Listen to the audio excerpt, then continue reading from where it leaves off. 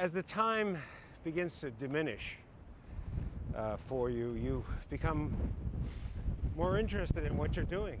On a really cold February day, the week before rehearsals began for Inherit the Wind, Brian Dennehy talked about acting and life at his 18th century farm. It probably was about 300 acres originally. We have about 50 now, which is enough. And it's in the part of Connecticut that's the middle of nowhere, which Dennehy likes. These places always make me feel more relaxed. You're not drawn to the celebrity life? No. You don't never catch me dancing with Lindsay Lohan on some tabletop someplace. I mean, there was a time when I did my own form of table dancing, but that's long gone now. A look back at those days would hardly have predicted the trajectory his career has taken. It took a long time for me to have any impact in the business because I didn't look like an actor. I didn't sound like an actor. You big, tall, tutti-frutti. In his first film, Semi-Tough, which got him noticed, he was a football player. Big, simple, and sadistic. I'll drop her. Folks are gonna be mad at me. No. But if I pull her back, they're gonna laugh at me. He seemed to specialize in hulks with dangerous grins, rough customers, the sheriff in First Blood, the original Rambo movie. You hear me? Now put your hands on the car. Now you put your hands on the car and you spread them. An actor was definitely not what his family wanted him to be. Dennehy was born in Bridgeport, Connecticut, the oldest of 3 boys. The family moved around because his father was a reporter and editor for the Associated Press. My father was a closet intellectual. From him, I learned devotion, and I also learned about the life of the mind. But it was from his high school football coach / English teacher that he got his love of acting. He played tackle and Macbeth. And a lot of people in the business say to me, "My God, you played Macbeth when you were 13 years old in front of a Catholic boys' high school audience?" That really took a lot of guts, and I always say not nearly as much guts as the freshman who played Lady Macbeth. He really had a lot of guts. Dennehy went to Columbia University, played more football, and served in the Marines before finally committing himself to the typical wannabe actor's life. I drove a truck and I drove a cab and I worked in many bars and did lots of jobs that people did. They were always disposable jobs because it was necessary to dispose of them if anything should happen. But it was the living he did in those disposable jobs that gave his acting authenticity. Live and learn, like I always say. Oh, God. As the bartender in 10, for example. What else do you always say? I always say, down the hatch.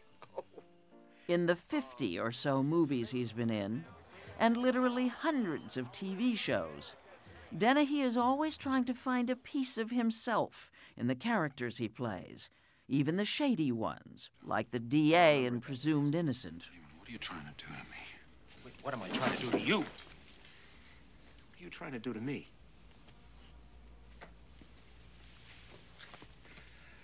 I thought I had your loyalty. I was able to kind of explore a side of me that had to do with politicians, Irish politicians, hustlers. I remember playing John Wayne Gacy, a serial killer, very sick, neurotic, screwed up guy. You know what? There's part of me there, too. Of his screen roles, he thinks the best was one hardly anybody saw, The Belly of an Architect, an art film about the disintegration of a famous architect's life.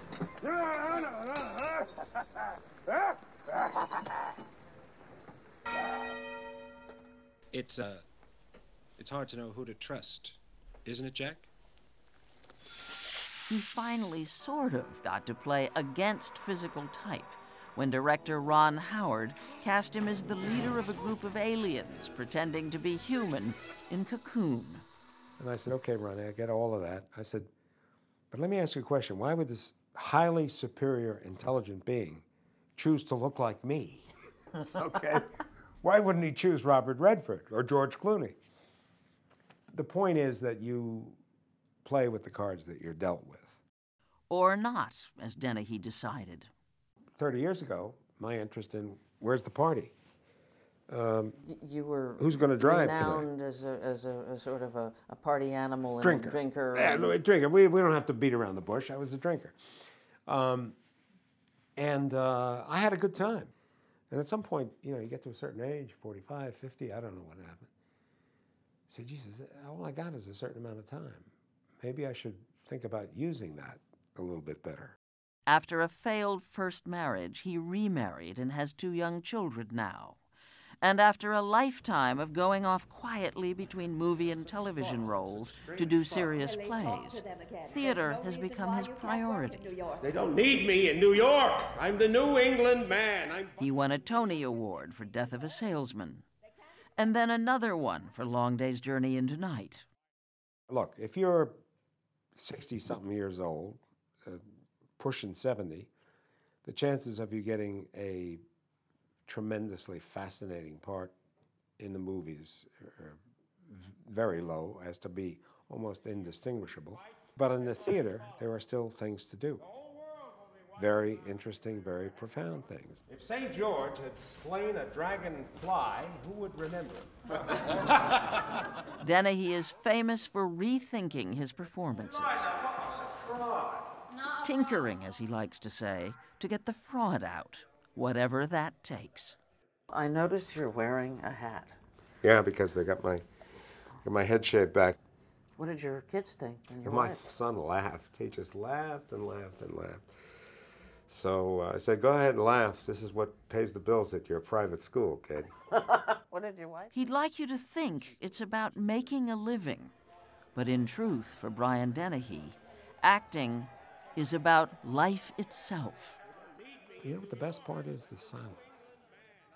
That's the best part. When there are 1,000 people and nobody is making a sound.